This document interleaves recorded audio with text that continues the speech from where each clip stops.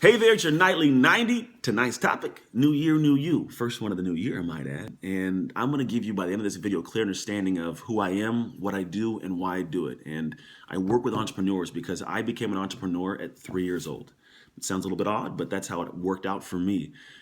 My very first memory of life was being given away by my mom to foster care. I was just basically shipped off, me and my siblings, to pretty much like our own little hell on earth. And it was just really tough feeling because what essentially happened and why it ties with my entrepreneurial journey is my first memory is just being alone, like being lost, being confused, not having an understanding of what tomorrow brings, like not having a support system, no community, no tools for life, no technique how to operate. I'm just shifted into a world I don't want to be in. And essentially, it sucked because I felt like I was on an island. That's the first memory and first feeling you'll have as an entrepreneur. When you decide to venture out, it's this feeling of like, holy crap, you're on your own. What are you gonna do? How are you gonna do it? You may have big dreams, you have small dreams, but to go out on your own, that's scary and it puts you on an island like I was. And that's the very first memory, which is kind of how I entered into the world of entrepreneurship.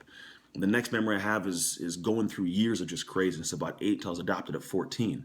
And then at 14, I got to play football for the very first time. And it was a unique thing for me because now I got to try this thing that I love. Just like you may have a business you want to try, you want to love. And what happened was, as much as I loved it, I was ready to chalk it up. My adoptive mom got diagnosed with multiple sclerosis. I had 2 years of football where I played, but I wasn't good. And a game I loved, I was about to give up. Just like you may have a dream you have for a business, you're about to give up. Or a business you had that you loved in the beginning, you're about to give up. And what happened was, I remember thinking I'm going to chalk this thing up. I was sucking at it. My family's having problems. I'm in school failing because I'm sleeping through classes. I remember sitting in the back room of an English class, at the back of an English class at a desk. And I was wearing this black parka, eating a bag of Cinnamon Toast Crunch because that's what I did. And I was basically sleeping through classes, flunking everything, about to be like a statistic of a foster kid who doesn't do anything. In case you didn't know, 75% of prison inmates are former foster youth. 2% ever graduate from college. Like, numbers are pretty slim for me to be successful, to be completely honest. But I'm listening to this girl and she said to somebody next to her, well, the reason I'm so bad is because I'm in foster care. I was like, that's a horrible thing to hear. Like, I don't ever want to have those words come out of my mouth. Like, is that how I sound? Will I be years later on be saying the reason I'm so bad because while I was in foster care? And the answer was no. So I went home, and that night I made a decision of I want to be great. I was sitting in the corner of my bed staring at a wall like I'm going to be great at whatever I choose to do. And it was this place where I shifted. And I went home and I grinded every day after school for an entire off season. So the next year when I showed up to the football team, I was a monster. I ended up playing on varsity as a sophomore. I got a college football scholarship to play in the NFL. I came home, opened businesses, traveled the world. I've come to the place where I'm a six-figure consultant. Like I travel and speak. I've taken 2 businesses to 6-figure levels. Like just because of this one thing that I learned back when I was sitting in that classroom and when I was sitting at home in that off season was you can have the tools. In your business, you might have the tools. You might have the technique, right? You might have the community of people around you, but you might be about to chalk up your dream or your business because you're missing the one thing, the technician. It's you. And sometimes it's tough to swallow that pill and admit that it's you, but when you can pull the ego back, you can work on you. And that's what I did back then. I got rid of friends. I started like sacrificing time playing around to be great at what I'd be great at. And that's the intangible stuff that I learned, which is where I learned like you can teach yourself how to hustle, which is why I teach people what I call how to trust your hustle, because that hustle is what it takes. But you must trust it. If you don't trust it, you won't use it. And that's one big thing that I realize is what a lot of entrepreneurs are missing or business owners are missing is how do you become the right you behind the scenes? How do you operate? How do you talk, communicate? How do you work? Like how do you do these things with the tools you have, with the techniques you have? Because if I give you a hammer and tell you how to use it, you'd assume you can hammer a nail.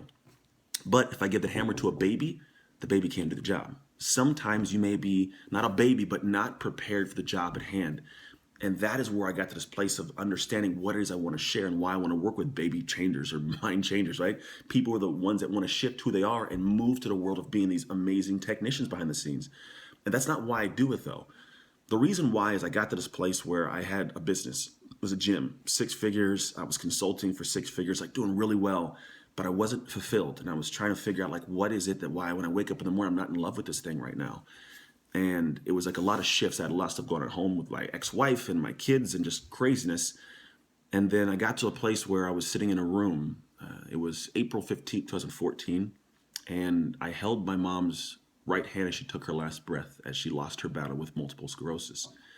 And it was this moment where like, it was bittersweet because now my mom is finally out of pain and she doesn't have to feel that anymore. But then I watched this life just be taken, like without fulfilling potential. Like you have potential to fulfill, like she couldn't fulfill it, physically couldn't. And then I started thinking, like, what can I do to give back to this world the way she gave to me, unconditionally? Like she loved me when I was trying to be bad enough for her to give me a way to go back with my mom years ago. Like she loved me through my craziness. And what it is I look at the numbers of prison, the numbers of college, but I graduated college. I played in the NFL. Like the percentage of humans that even play in the NFL are slim. So I'm a statistic and possibility almost because she impacted me. And that's what I want to do for you and for the world. If you are a business owner, an entrepreneur, like I want to teach you to impact. And it's not just giving you all these tools and techniques. It's the technician. How do you become the person behind the scenes to be able to operate and communicate and do things you want to do because you have the ability internally to get it done? That's where it all comes from, is that internal motivation, drive. And you might have self-doubt, you might have fear, you might have these risk, things in your head like I don't want to take risks. Like that's natural, it's normal, but you can mitigate that. You can work around it if you learn how, because you got to learn to impact. My mom impacted me immensely to where I am so much different than you would probably see on paper. And my sole purpose now is to impact others so they can impact others, because I want to leave this world a better place than I ever came into it. And the best way I can do that is to impact the people who impact the world. And that's what I want to do. So that is who I am, pretty much. That's what I do, and that is why I do it. And I just want to share that with the world as best I can. So I create, I speak, I talk, I coach, I share. So these videos, everything you see coming out of me right now, it's going to shift a little bit over the next years, rest of my life. You're going to see messages that direct themselves towards business owners or entrepreneurs. And I don't mean having to be like an Elon Musk or Richard Branson type entrepreneur. You just want to open a hair salon or you want to open a taco stand, whatever you choose, but you still need the right technician behind the scenes to get that done. And that for me is where I want to share my life and the lessons I've learned and what I've researched and traveled the last year and spent literally $250,000 on just figuring out is how do I do it? I have an amazing network now, great education base, and I continue to learn so I can help other people because that's what I'm here to do. And I can't wait to continue to do it. So as you continue to follow me, realize that that's why you're going to see messages as they are. It's still the person behind the scenes. It's not going to completely shift and change, but who I'm talking to might change a little bit. And if it's not you, it's fine. If it is you, pay attention because I'm going to change your life. So share this video if you think it'll help anybody else out there in the world watching. And as always, good night, God bless you, and go Ducks.